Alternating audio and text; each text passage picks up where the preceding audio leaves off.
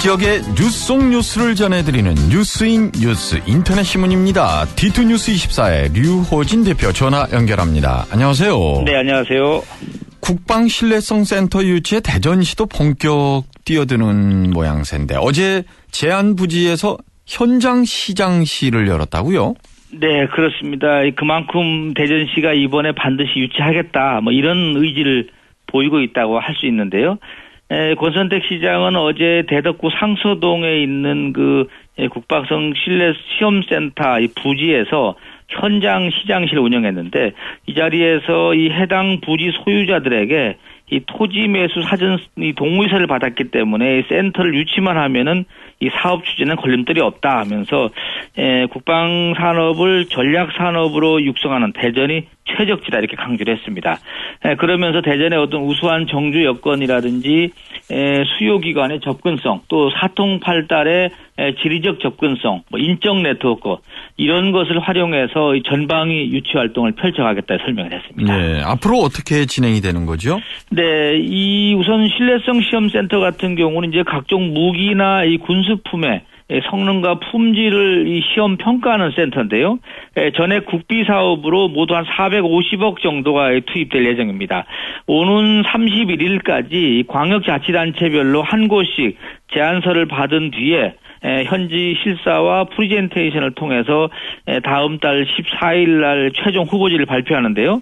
현재 대전을 비롯해서 충남, 광주, 대구, 경남, 경북, 전남, 전북해서 모두 8개의 광역자치단체가 유치전을 펼치고 있습니다. 네. 최근 영화 제작사들이 지원금을 못 받았다라고 해서 대전시에 반발을 하는 내용이 언론에 보도가 돼 있는데 관련 소식도 전해주시죠. 네, 이 내용은 이렇습니다. 우선 논란이 되고 있는 이 제도를 살펴보면요. 대전에서 드라마나 영화 촬영을 한 영화사들이 쓴 경비의 30%를 이 대전시가 환급해주는 제도가 있습니다. 영화사 세 곳이 자신들이 대전에서 로케이션을 진행했고 또 따라서 지원을 요청했는데 대전시가 지원금을 주지 않고 있다 이런 주장이고요. 대전시는 이들이 영화를 제작할 당시에 세워놓은 지원비를 모두 다 쓴 상태이기 때문에 그 이후에 제작한 영화에 대해서는 지급할 의무가 없다 이런 입장입니다. 한쪽에서는 약속을 지켜라. 한쪽에서는 지킬 의무가 없다. 이게 결국 법적인 문제인 것 같은데요. 네, 지금 그렇게 되는 것 같습니다. 네. 우선 영화사 세 곳이 어디냐고 좀 보면은요. 최근에 개봉한 극비수사라는 영화라든지 아니면 경성학교 사라진 소녀들 또 나의 절친 악당들 이런 영화를 제작한 영화사들인데 이들 영화사들이 쓴 비용이 한 5억 3천만 원 정도가 된다고 합니다. 근데 지금 이 나름대로 요건을 갖췄다고 지금 주장을 하고 있고요. 또 도시 브랜드를 홍보하기 위해서 해당 영화 뒷면에다가 이 대전시 지원기관 로고하고 이 크레디트를 삽입하는 등 나름대로 의무를 다했다. 면서 그러나 대전시가 해당 연도 지원 재정이 소진됐다는 이유로 불가 통보를 주장했다 이렇게 지금 주장을 하고 있습니다. 대전시도 지급을 않는 나름대로의 근거는 있을 거 아니에요? 네, 그렇습니다. 앞서 지금 간단하게 설명드린 대로 이 사업에 공고문을 낼 때 이 사업비 소진 시까지라는 이 문구가 들어가 있기 때문에 지난해 제작한 영화에 대해서 그 지원비를 올해 예산으로 지급할 수 없다는 주장입니다. 그리고 나름대로 이런 관계에 대해서 법률 자문을 받았는데 여기에서도 이 올해 지원하는 것은 맞지 않다. 그리고 회계 독립 원칙상 지급할 수 없다 이렇게 답변을 들었다고 합니다. 그러다 보니까는 대전시로서는 특히 원칙에 맞지 않는 걸 지급하는 것도 또 문제가 될 소지가 있다 보니까 공무원들은 원칙대로 한다는 입장인 것 같습니다. 네.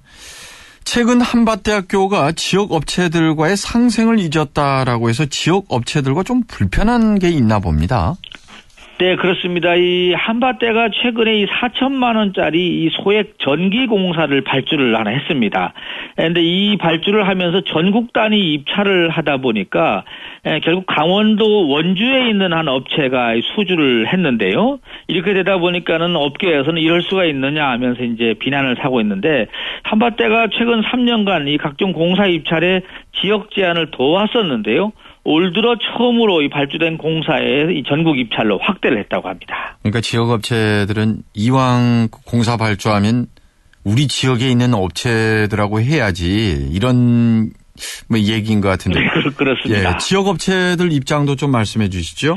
네, 뭐 지금 이 지역 업체들은 지금 말씀하신 대로 우리 지역에서 해야 된다고 하는데 문제는 이렇습니다. 국가계약법상 7억 원 미만인 공사는 보통 지역 제한을 둘 수 있도록 돼 있고요.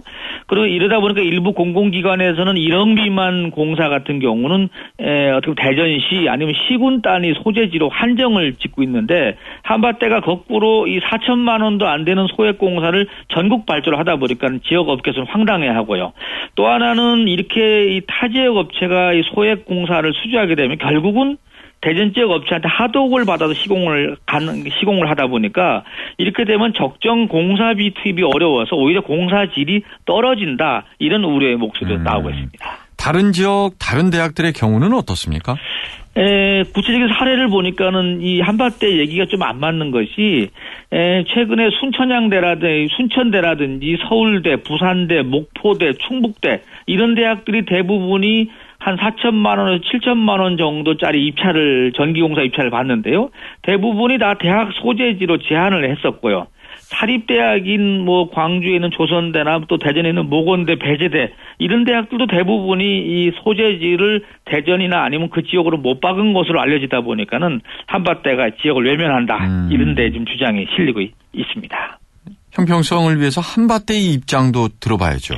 네, 한밭대 얘기는 우선 대학의 살림살이가 어렵다 보니까 예산 절감 차원에서 이렇게 전국 공개 입찰을 했다 이렇게 해명을 하고 있습니다. 하지만 또 결과를 보면 이 부분도 이해하기 어려운 것이 이번에 입찰을 하다 보니까는 한 3,900곳이 왔고요. 여기에 1순위 낙찰자가 3,355만 원에 낙찰됐는데 대전 업체가 차이가 한 1,750원 차이가 난다고 합니다. 그래서 한밭대 논리라면 1,750원 아끼려고 이렇게 했다는 얘기인데 조금 이해가 안 됩니다. 근데 경기가 안 좋기는 안 좋은가 봐요. 그렇습니다.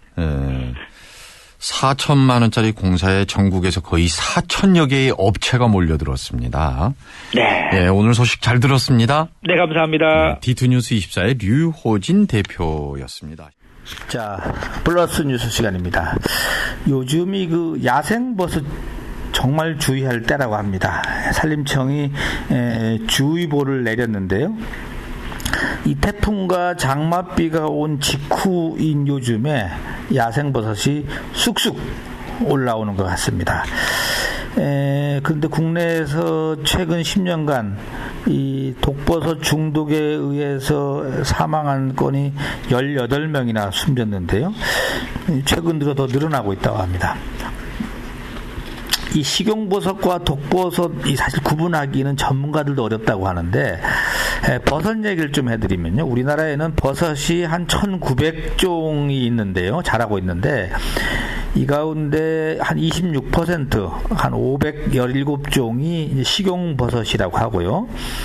13%, 한 240종이 독버섯이라고 합니다. 그리고 이제 11%가 이제 약용버섯인데 나머지 50%는 이게 식용인지 독버섯인지도 구분하기 어렵다고 합니다. 예방법은 뭐 무슨 야생버섯을 채취하지 않는 게 가장 바람직하다. 이렇게 됩니다. 네, 지역 환경단체들도 이 성북동 골프장 조성 사업에 반대하고 나섰다는 소식이 있네요. 네, 그리고 검찰이 어제 권선택 대전시장 등 관련자 8명 모두 대법원에다가 상고를 했습니다. 이완구 전 국무총리 정책보좌관이 뇌물수 혐의로 구속이 됐다고 합니다. 신일여고 신지수 양이 금감원 합격했다 해서 지금 화제가 되고 있네요.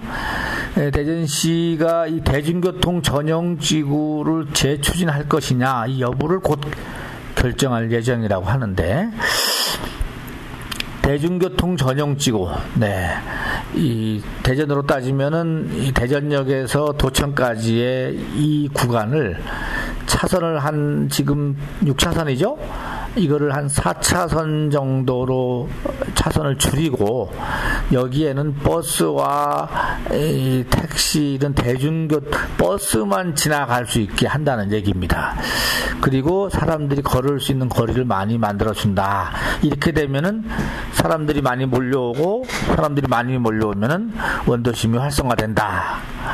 이건데 그 주변에 사시는 상인들은 우선 불안해서라도 좀 어려워하는 것 같습니다. 친절 버스 기사 이용호, 서용호, 서창경 씨가 선정이 됐습니다. 카이스트 배상민 교수가 독일의 레드닷 어워드 대상을 받았다고 하네요. 대단합니다. 손혜원 새정치민주연합의 홍보위원장, 이분이 그 소주 처음처럼 이름을 만드신 분이라고 하는데, 새정치민주연합이라는 당명도 이게 좋은 이름이 아니다, 바꿔야 되는 것 아니냐, 이렇게 이야기를 한 것도 보도가 되고 있네요. 우리나라 공무원이 지금 100만 명이 넘어갔습니다. 이 가운데 여성이 43%라는 소식도 있습니다. 이상 플러스 뉴스를 마치겠습니다.